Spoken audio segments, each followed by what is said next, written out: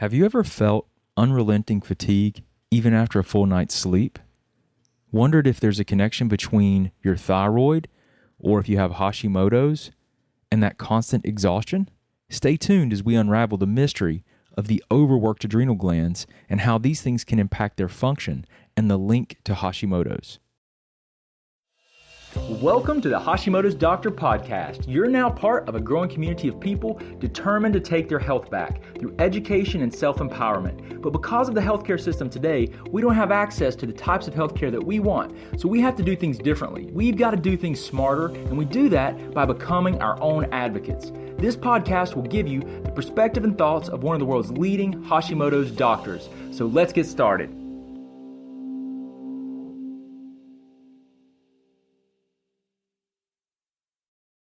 Hi, everyone. Welcome to the Hashimoto's Doctor Podcast. I'm your host, Brad Shook, and today we're going to dive into a topic that a lot of you have asked about, and this is adrenal fatigue. And we're going to really focus on its connection to Hashimoto's thyroiditis, which is the most common cause of hypothyroidism. If you are listening to this and you have a low thyroid, or you know someone that has a low thyroid, there is at least a 9 in 10 chance, maybe even higher, that the reason for your low thyroid is because of Hashimoto's, an autoimmune condition.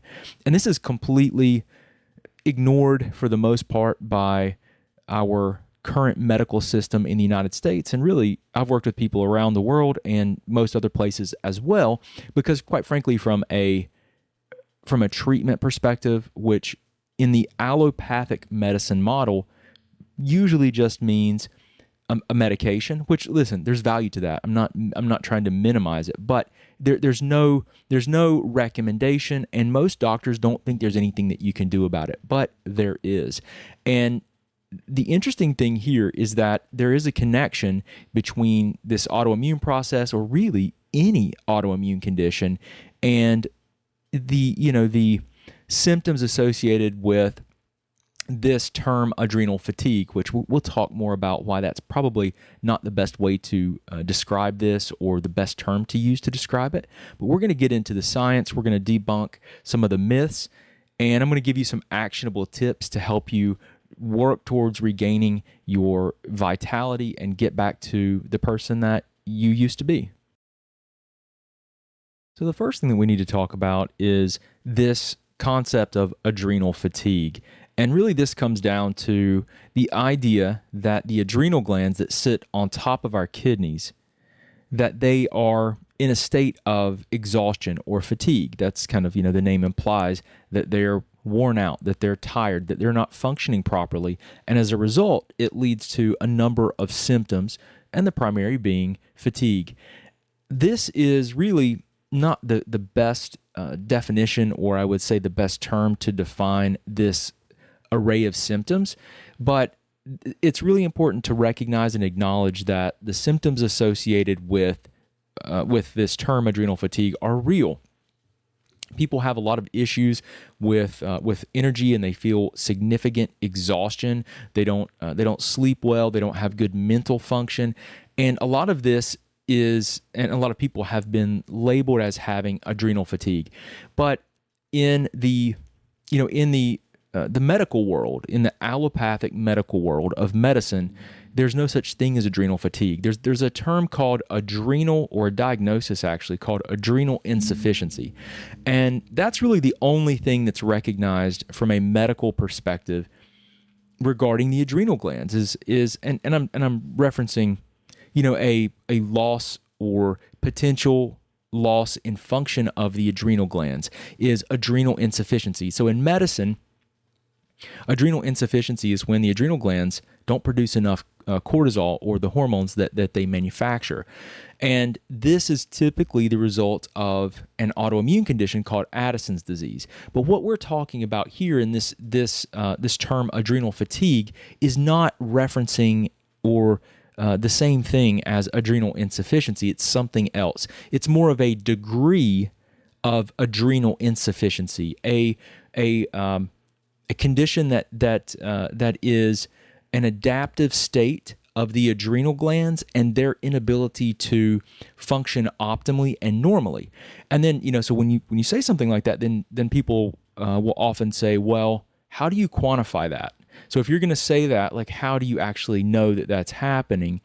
And how do you know that you're not mislabeling someone as having, you're saying someone has, quote, adrenal fatigue, which has, no objective measure. How do you know that someone has that? And, are you doing potentially more harm than good for that patient that you're working with or that client by telling them this when they may actually have something else that's driving those symptoms? And so that's a fair point there. I would agree to that to some degree, but I don't think that anyone that gets labeled as adrenal fatigue, no practitioner is trying to be negligent in trying to help. They're really trying to put a name to this group of symptoms that the person is having, while they lack more objective data, quantitative lab testing and whatnot. So a lot of times people will get labeled, or they used to anyway, with adrenal fatigue. Now, I'll tell you that this group of symptoms, obviously, fatigue and brain fog and issues sleeping and just a lot of these symptoms that are just complete exhaustion are, when you rule out adrenal insufficiency and like true adrenal autoimmunity, there's a huge list of potential reasons that someone might experience those symptoms. So, I don't I don't think that adrenal fatigue is a great term to use to describe someone with that group of symptoms. I think that there are far better ways to get information and determine what is likely driving those symptoms. I think you can do better than just looking at the symptoms and saying, oh, you've got adrenal fatigue because of this random group of symptoms. You really need to do a differential diagnosis or look at the most likely potential causes, and that really kind of comes back to the person's history too, as to where you start. Like, okay, well, when did this begin, and dig into how this group of symptoms actually started, so that you can then get a better idea of what the underlying cause might be. Right? That's obviously that's where you're going to start. But then beyond that, there are several things that I think you need to consider, and you need to rule in and rule out. Now, of course, I just said the history and talking to the person will kind of guide your top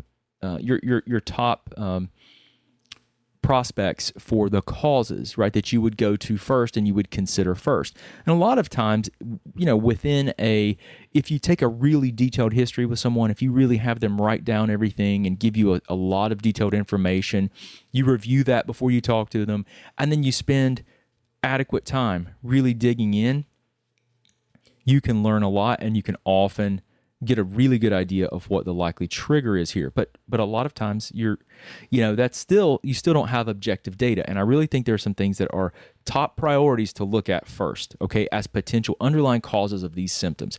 And so I don't really like anyone being labeled with adrenal fatigue. I don't say that when I'm working with people anymore. That's not actually in my vocabulary of terms that I use, because I think there are much better ways to identify underlying mechanism. And so if I label anyone as having like an adrenal issue that's not like adrenal autoimmunity, right, like we might see with Addison's disease, which again is an autoimmune condition where the immune system attacks the adrenal glands and starts to destroy them and diminishes their ability to produce these hormones, that is then true adrenal insufficiency. It's not working, and that is a medical term. So whenever I'm looking at these potential causes, there are some top things that we want to consider. Okay, I'll go through those in just a second. The first thing, if you're really looking at the adrenal glands and trying to understand if they're in what I would consider maybe an adaptive physiological state where they're not functioning as we think that they should optimally, one of the things you would want to do is you would want to do at least a first morning cortisol sample. Send them where they could just go to a local conventional laboratory, LabCorp, Quest, or wherever, and do a first morning sample blood draw, a cortisol test, and see what their AM, so typically between like 8 and 9 or 10, what their cortisol level is. Because your cortisol is your stress hormone that the adrenals produce, and cortisol is essential for life. Like having the way that the cortisol rhythms, it follows what's called a circadian or daily rhythm. So it's higher in the morning. Actually, your cortisol, it follows a 24-hour cycle. Okay, so it peaks in the morning. So right after you wake up, with like in an hour or two after you wake up, it should be at its peak, at its highest, and then throughout the day, it starts to decline. And then around 2 or 3, when a lot of people will feel fatigue, and they get that afternoon fatigue, that's when the cortisol is at its lowest. And then it gradually starts to rise through the evening. And then when you sleep, it's gradually rising. And then right before you start waking up, it starts to rise more sharply again, and you get what is called a cortisol awakening response. And this cortisol awakening response is something that's important, and we think that is that's the ideal physiological rhythm of cortisol. So higher in the morning, lower in the evening, gradually rising through the night. So what you can do, and what is the simplest test, not the best, but the simplest test would be just do that first morning cortisol.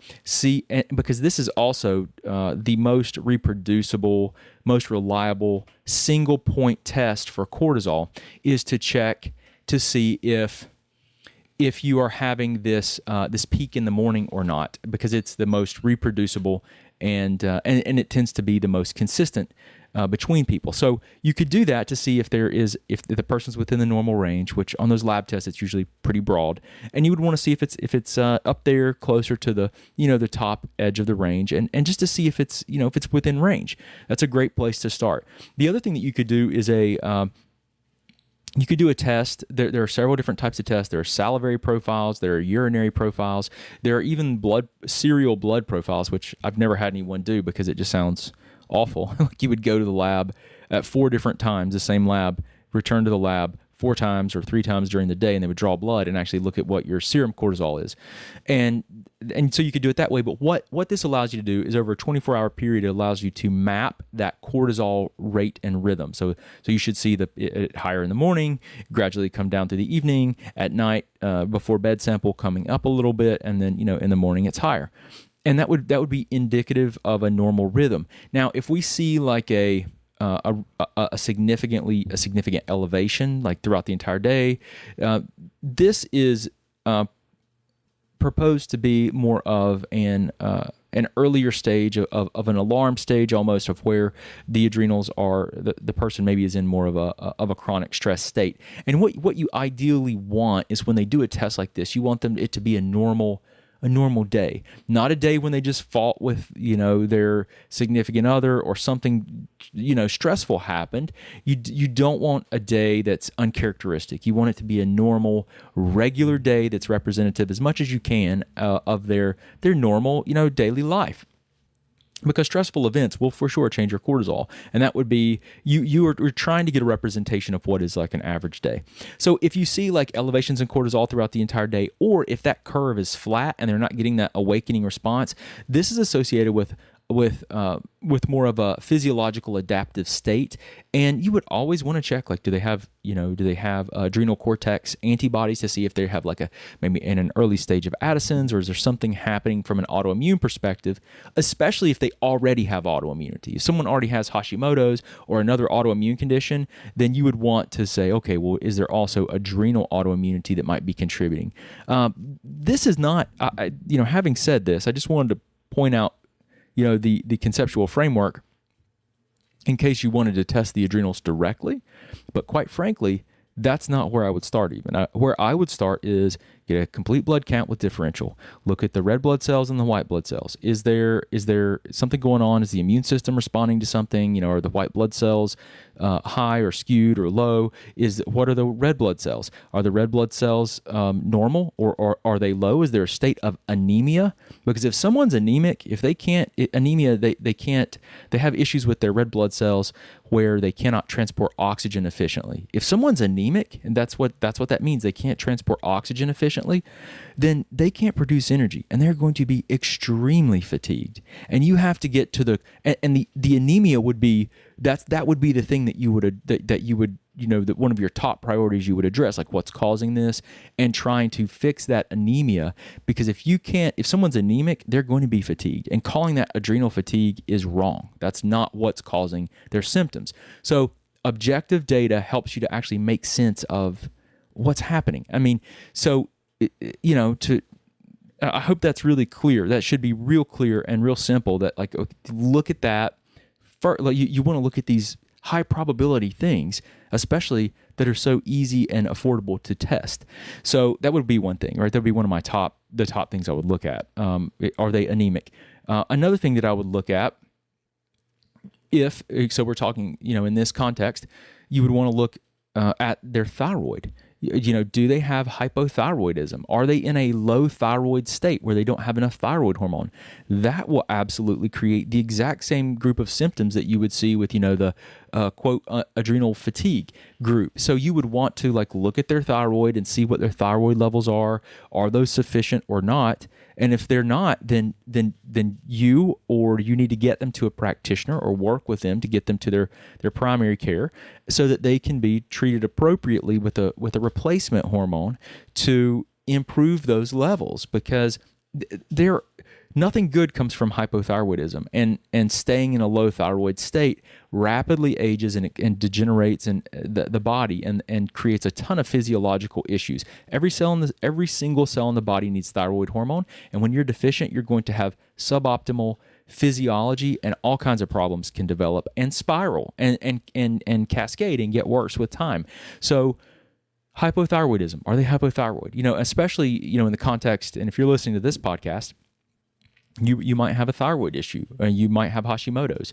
And so that's really, really important in this case. And there are other issues. I mean, let's just talk about the high probability things. I don't want to go off on too many tangents and talk about some of the nuances of the thyroid physiology that you also want to look at. But at a minimum, do they have enough quantity of thyroid hormone? There are issues with transportation of thyroid hormone. There are things that can disrupt sensitivity of thyroid hormone physiologically. There are things that can do, that can make it difficult for the body to utilize thyroid hormone, even if it's at normal quantities. But I don't want to get into those nuances, but I do want to mention that's it's deeper than that. But you want to look at a minimum at their thyroid and see if they're hypothyroid. If they are, then that obviously needs to be addressed. That can create the same symptoms. So are they anemic? Are they hypothyroid? And then I would say the next thing to look at would be, do they have an autoimmune condition? And, in that same breath, what are their inflammatory levels like? Do they have high levels of inflammation? Because you can just take it to the bank that if they have an autoimmune condition, and especially if they're not already doing some sort of dietary lifestyle interventions to try and support their immune system and dampen the autoimmune process, which in most cases is possible. In most cases, it's possible to dampen the autoimmune process, significantly improve quality of life with dietary changes, lifestyle changes, and usually some sort of nutritional supplementation. Okay, usually something. Those things can at least help from an immune-based perspective. You can support the immune system, because a lot of people that are autoimmune, they have other issues, and they're often deficient in vitamin D. They don't have good essential fatty acid balances of omega-3s to omega-6s. They have vitamin and mineral deficiencies, so their body's not carrying out normal physiology. Their gut is typically not healthy. They don't have a good digestive health, which is a huge, huge component of having a normally functioning immune system, because it's so critical with the immune. The intestinal lining is so critical to the immune. It's an immune barrier system, and if there's any problem with the intestinal lining, it can really drive immune issues very significantly. Again, I've done other podcasts on that. Don't want to get too far into the weeds on it, but so do they have inflammation? And you can check C-reactive protein, high sensitivity C-reactive protein. I would look at homocysteine. You could look at an sedimentation rate or sed rate. You could look at some of those things. Those would be great things at the top of the list. So we've already got some things that you would want to check that could be driving these symptoms, and not just be like, hey, it's, you've got adrenal fatigue, without any kind of objective data. These can be done pretty easily. So then I would say the fourth thing that you would want to look at, and I'm talking like high probability things here that are often cause the same symptoms that, are labeled as adrenal fatigue. you would want to look at blood sugar.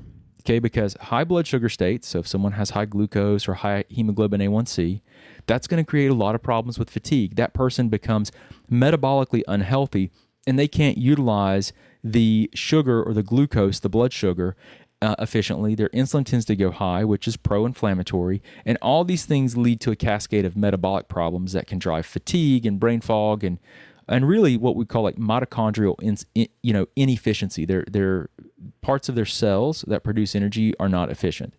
And so you would want to know if they have like high blood sugar, and then you would also want to know, do they have low blood sugar? Is this someone that doesn't eat enough? Is this someone that has low blood sugar? And because that too can create a ton of issues that mimic all these symptoms.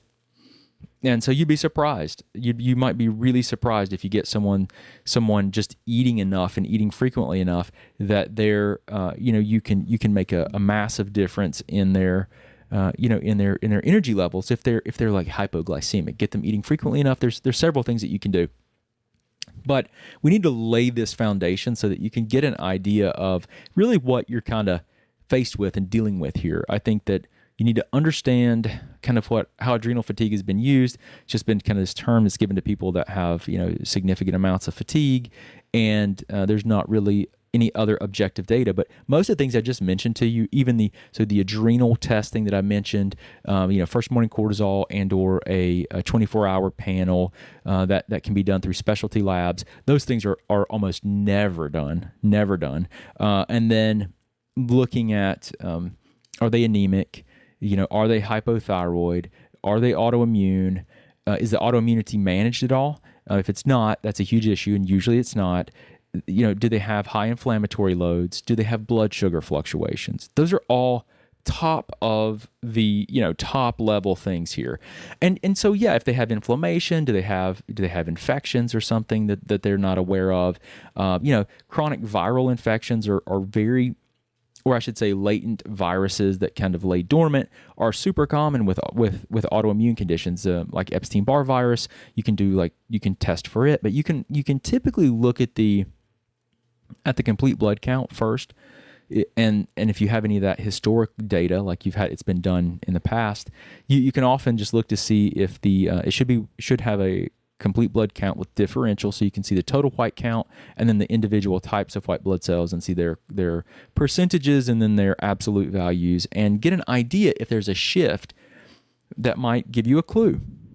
So if someone had like elevated monocytes, which are a type of white blood cell, or they were if they were higher as a percentage, and it just it kind of matched with their history, you might want to do like an Epstein-Barr reactivation panel and just see is Epstein-Barr reactivated. And it's an antibody panel that can be done at LabCorp, Quest, specialty labs will do it too. And it can, and based on the results, they'll give you a key that you can just say, okay, if you had reactivity to 3 of these 4 things, it means this. This means past infection. This means a reactivation. It can give you a much better idea of what you're dealing with. And then based on what you find, then you would want to try to support those things and see what happens, rather than just saying, hey, you've got adrenal fatigue because you've got this group of symptoms, take these adaptogens or these herbs, and then do these things. And you might see improvement from those things. I'm not saying that those purely trial and error things won't help, because they very well could. However, why not like actually look at the physiology in combination with your clinical experience and the ideas that you have about the problem, and get a better starting point. That's what I think that really should be done. Okay, let's talk about some things that you can consider doing. So I gave you some ideas about an overview of this term adrenal fatigue, and how it's really not accepted at all medically, and the only thing that's really accepted from a medical perspective is adrenal insufficiency, right? And that's a true autoimmune condition where the adrenal gland is destroyed and it can't produce enough of these hormones, and they have to be placed. The person has to be placed on medications to replace those hormones that would otherwise be produced. So the adrenal fatigue term I think we can do a better job. We can get a better idea of what's happening physiologically so that we can be more precise in the recommendations that we make. Now, I get it that not everyone is going to have access to testing, and that's okay. And, so there's a lot of things that people can do that have a higher probability of helping them. But I always, advocate, if you can get some testing, if it makes sense, the type of testing that you're doing, if you can get some testing to give you quantitative data to give you guidance, then do that. For crying out loud, do that, because people will spend all kinds of money on supplementation and dietary changes and all kinds of other things, and really you could, if you can get if you're missing the mark completely, like let's say you think someone has a let's say a practitioner says, hey, I think you've got a chronic viral issue just because you've had viruses in the past and you've had some, history of these, and it seems to make sense and correlate with the onset of symptoms to some degree.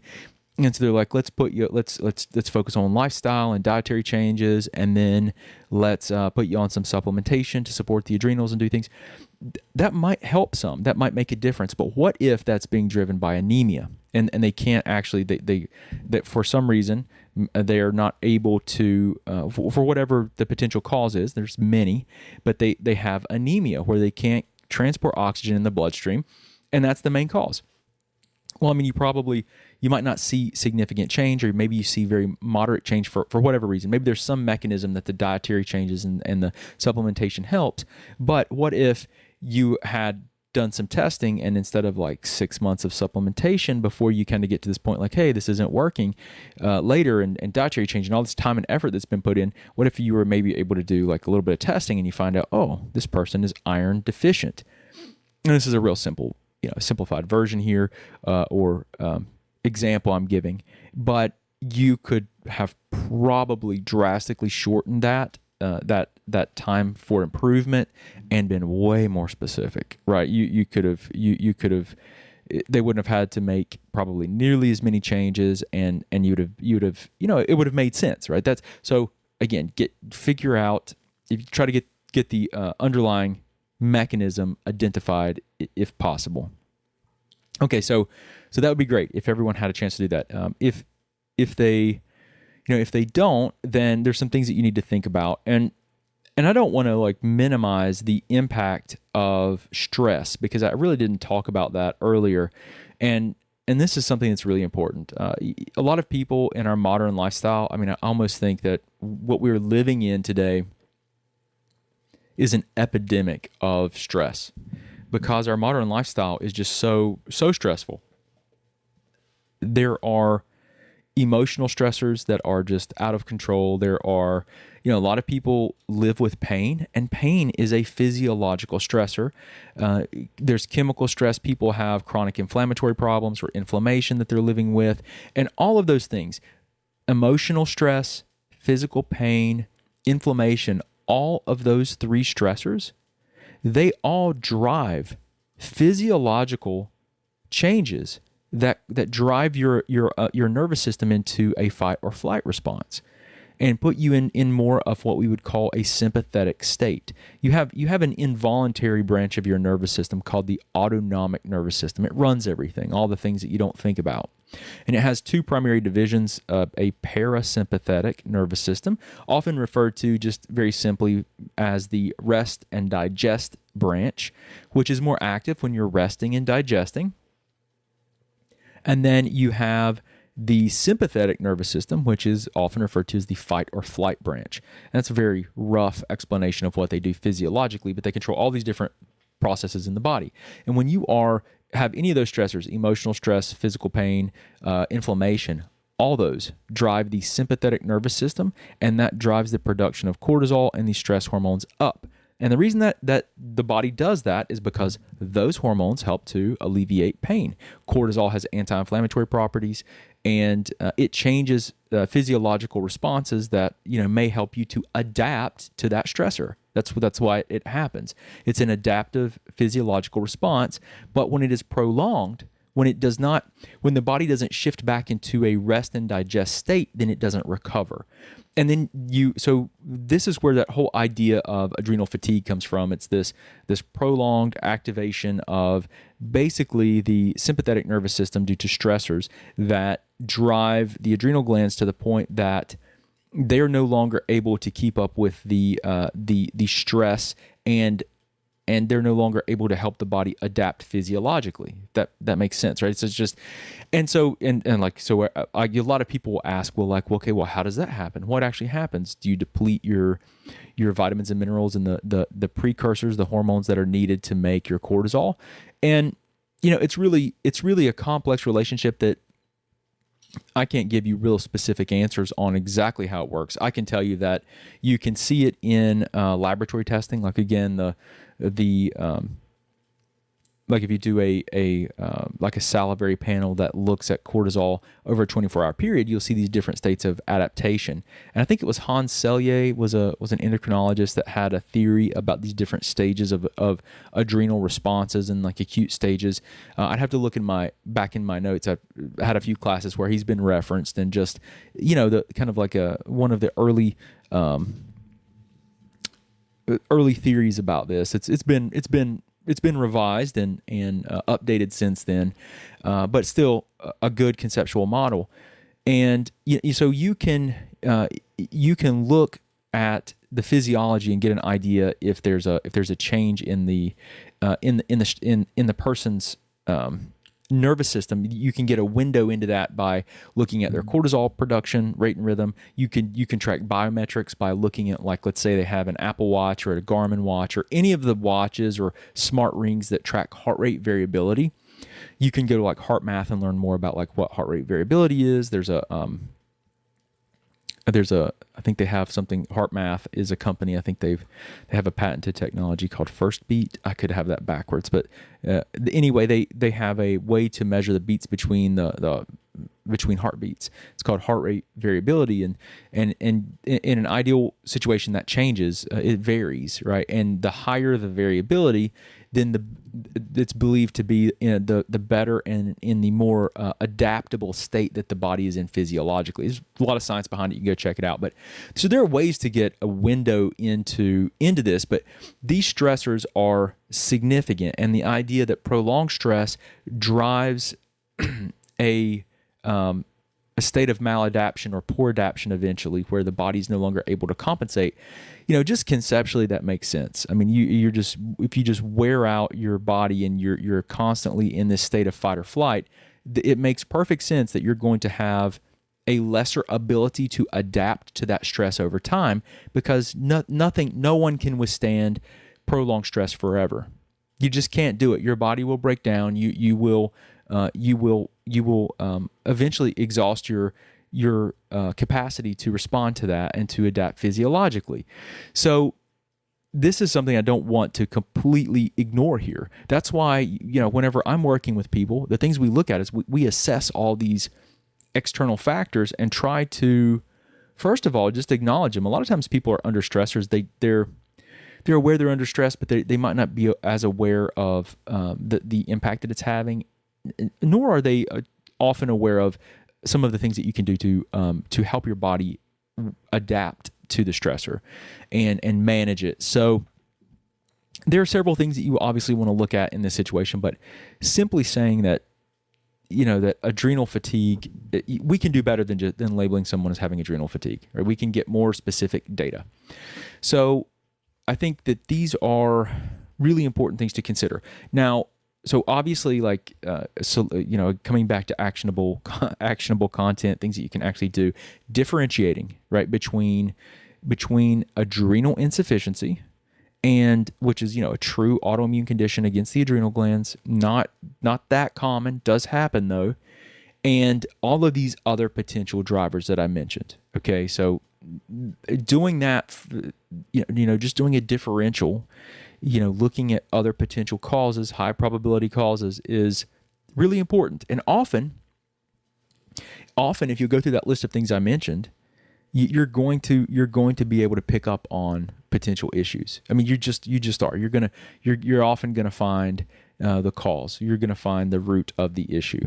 Now, you don't always. I mean, some people have viruses and things that you don't pick up. Some people have other types of like stealth infections or other issues that they're dealing with. Maybe they have, mold exposure. Maybe they have like Lyme or some other kind of, again, pathogen or something that is really tough to detect, and you can't see it. You can't see its signature in labs so easy. So there are issues, but I'm telling you that a lot of the people that think that they have some of those problems, those more elusive, mold or Lyme or things, some of them for sure do. And I never I try to make sure that I have a good idea of what someone's dealing with, but I always listen. I don't tell people what their problem is. If they have a good idea, you trust the person's intuition. You try to work with that too, but a lot of times these underlying issues I've already mentioned are at least somewhat to blame for this collection of symptoms, often labeled as like adrenal fatigue. So first of all, differentiating between adrenal insufficiency and these other potential causes of these symptoms is super important, and not quite frankly not done enough. We need to do more. And then recognizing the symptoms. It's important to recognize the symptoms. Again, like fatigue, weight gain, hair loss is often associated with it, joint pain, and the thing is like there are so many conditions that have that cluster of symptoms, just like so many, Hashimoto's, hypothyroidism. So there's a lot of overlaps. This is where you can get some quantitative data, a real good history. You can get a better starting point so that you're not wasting time trying to figure out or get to the bottom of these issues. So, again, things you can do like the diagnostic labs that I mentioned earlier, those can be really helpful. I don't want to reiterate that here, but that's super helpful if you can get some quantitative data. Addressing underlying autoimmunity if it exists, super helpful. It can be done. It can be done effectively, but you've got to be willing to change diet. You've got to be willing to change your lifestyle if it's not ideal for supporting optimal human physiology. You got to be willing to make those changes. And if you can't do that, sometimes I've worked with people that I can't help them because they cannot change their lifestyle, or they're not willing to make certain changes. Most of the people I work with, though, they wouldn't work with me if they weren't willing to make some of those changes, because I try to put that right out there. Like on my website, if you go to the application for care page, I say all that because I want people to know that, I can't work magic. I can guide you, but you got to do the work. I'll support you. I'll try to make it as easy to implement as it possibly can be. And I'll meet you at, halfway or as far as I can, while still trying to keep the support strategies that we use effective. But you have to be willing to do the work. You cannot. You have to be willing to make some changes in a lot of cases. So addressing the autoimmunity can be a real helpful thing if you're autoimmune. And again, most people listening to this probably autoimmune just because of it's the Hashimoto's Doctor podcast. It's an autoimmune podcast. So that's one of the things. Now, some specific strategies that you can, you might want to consider here. And again, everything that I'm mentioning is informational in nature only. Talk to your doctor before you make any changes.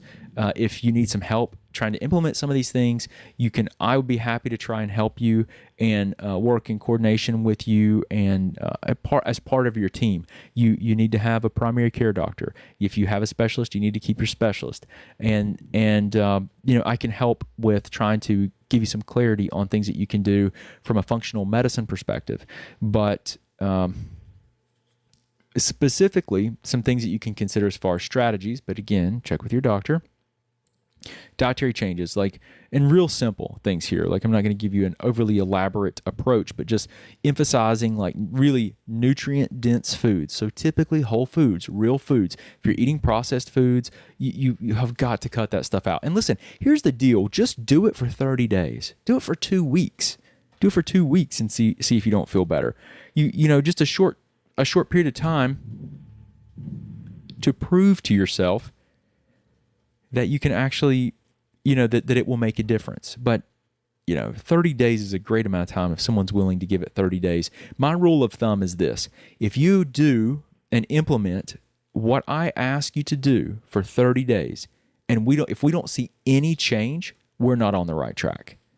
Because if we can't see any change in 30 days, we're not on the right track physiologically. There's something we're missing. We're not supporting the problem, the root of the problem, because there should be some change, even if it's subtle. There should be some change. So whole foods, nutrient dense foods, and you've got to get sufficient protein. So many people are not eating enough protein today. It is a real problem, because your body needs protein to rebuild, to regenerate, to produce enzymes, to carry out all your physiological processes. So as a rule of thumb, somewhere between, like this is my opinion, between 1.2 grams of protein to 1.6 grams of protein. Now here's the thing: per kilogram of body weight. So you have to take your body weight in pounds if you're in the US, or if you convert it, and you can do it very simply. You can just do a search on your phone. Just say convert whatever your body weight is to kilograms, okay? And then you take your weight in kilograms and you multiply it times either 1.2 up to 1.6.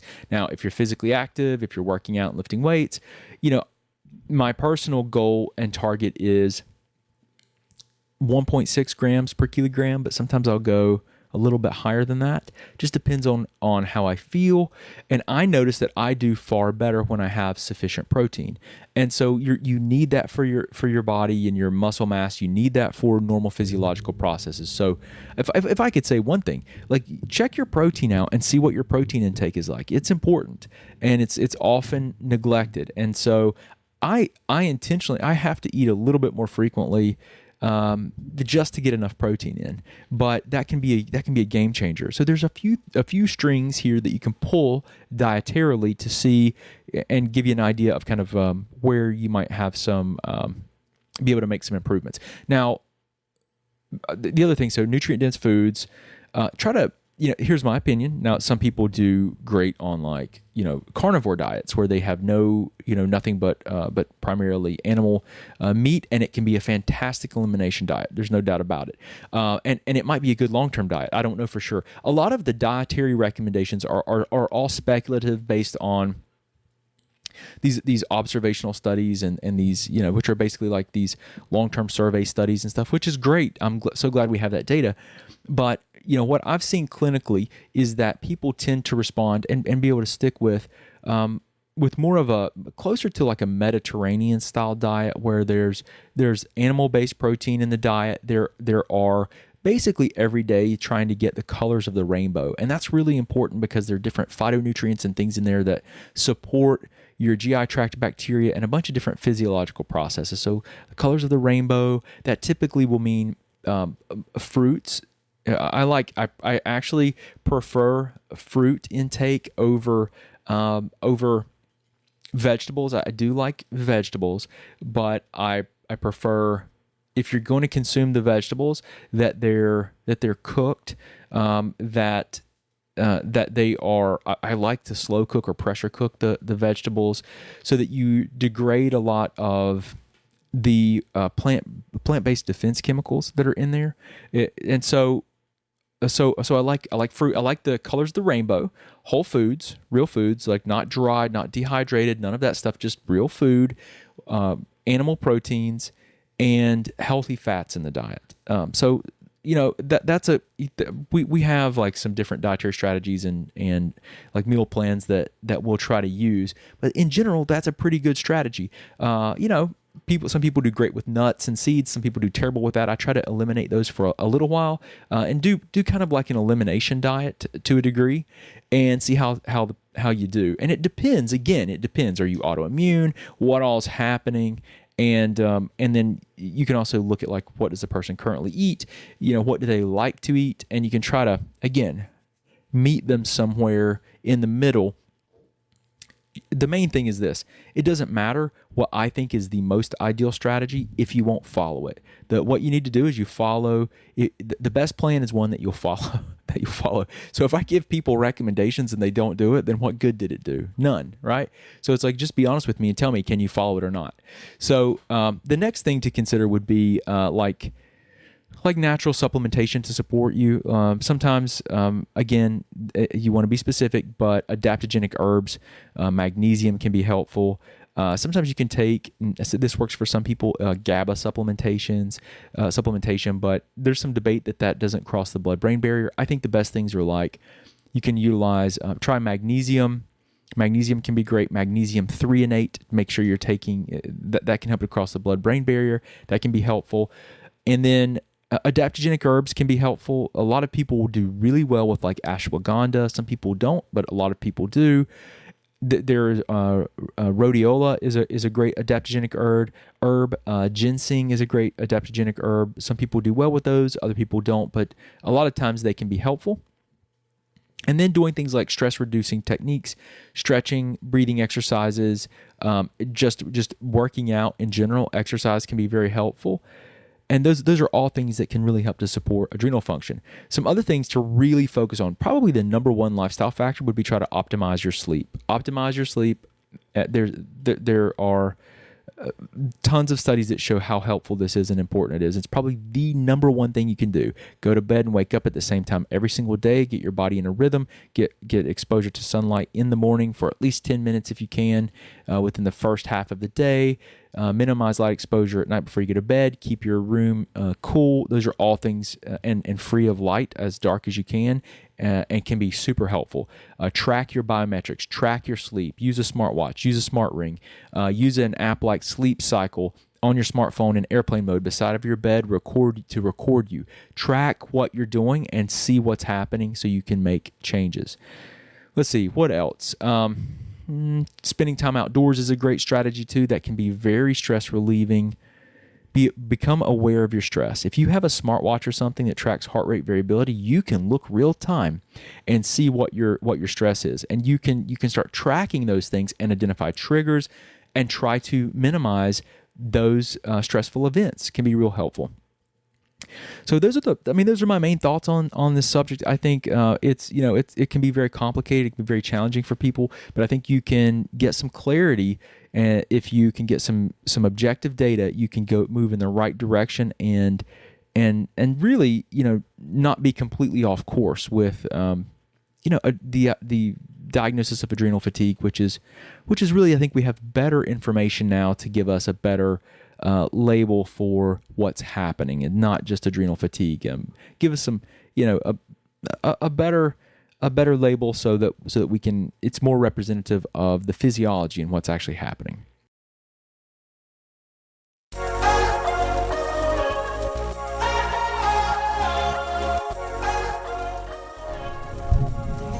If you found this episode helpful, please share and leave a review. It really helps the podcast. And as always, don't forget to subscribe so you don't miss an episode. You can also follow us on YouTube and Facebook at the Office of Dr. Brad Shook. You can join our Facebook group, the Greater Hickory Thyroid Support Group, with over 11,000 members, and you can find me on Instagram at Dr. Brad Shook. And remember, together, we can make a difference.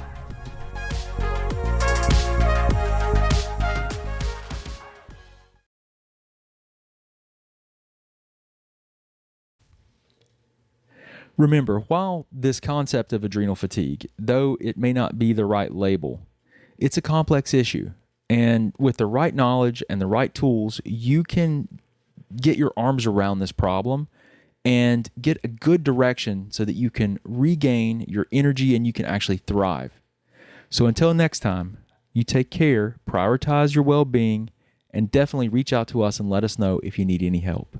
Thanks for joining me. I hope you have a wonderful day. Thanks so much for listening. We hope you enjoyed hanging out behind the scenes with Dr. Shook. You can also talk with and learn from Dr. Shook through Facebook Live on our Facebook page at the Office of Dr. Brad Shook. Don't forget, you can also get access to our videos, guidebooks, and thyroid programs at www.drbradshook.com. Oh yeah, and don't forget one more thing. We can change the world one person, one family, and one community at a time. Until next time, remember, today is your day, and no one will tell you who you are and what you can be.